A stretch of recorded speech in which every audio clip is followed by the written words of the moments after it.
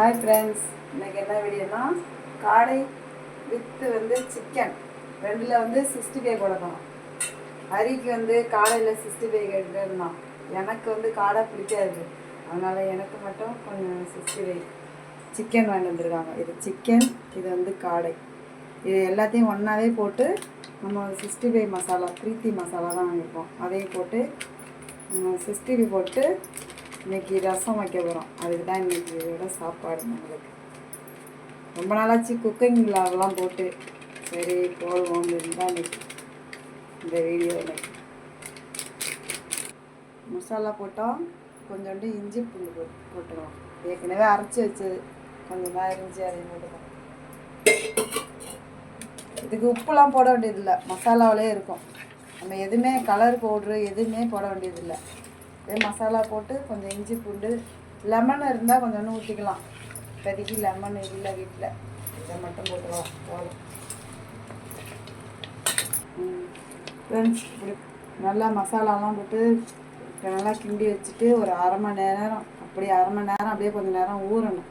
ஊறினதுக்கப்புறம் friends, எங்கள் சேனலை புதுசாக யாராச்சும் பார்க்குறாங்க சப்ஸ்கிரைப் பண்ணிவிட்டு பாருங்கள் ஃப்ரெண்ட்ஸ். அப்போ தான் நாங்கள் போடுற வீடியோ எல்லாம் உங்களுக்கு உடனே வரும் ஃப்ரெண்ட்ஸ். செக்கில் ஆட்டினா தேங்காய் எண்ணெய். இதில் நம்ம காடையை 65 போடுறோம். போமா போடலாம். தேங்காய் எண்ணெயில் 65 போடுறோம். எப்படி போடுறோம், நல்லா தான் இருக்கும். நாங்கள் சுட்டே கிடையாது, இதான் ஃபஸ்ட் டைம் தேங்காய் எண்ணெயில் மீன் வறுத்துருக்கோம். இன்னைக்கு மீன் வறுத்தோமா, அதுவும் நல்லா தான் இருந்துச்சு.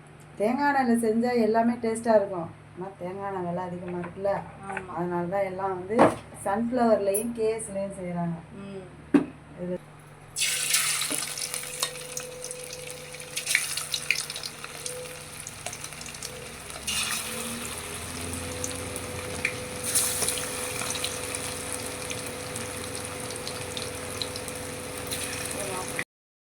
பொரிச்சாச்சு, 65 ரெடி ஆகிடுச்சு. எப்படி இருக்கு பாருங்க, தேங்காய் எண்ணெயில் பொரிச்சது. ஆமாம், சட்டிலே அழகாக ஒட்டாமல் சூப்பராக இருந்துருக்கு. பரவாயில்ல, நல்லாயிருக்கு.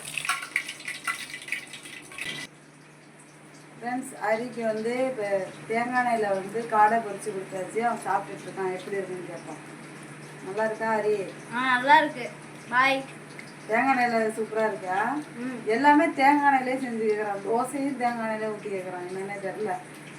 அவ்வளோதான் ஃப்ரெண்ட்ஸ், நல்லா இருக்குதான். இதே மாதிரி நீங்களும் தேங்காய் எண்ணெயில் இப்போ இது காடை 65 பண்ணி பாருங்கள், சூப்பராக இருக்குது. நெக்ஸ்ட் வீடியோவில் பார்ப்போம். பாய்.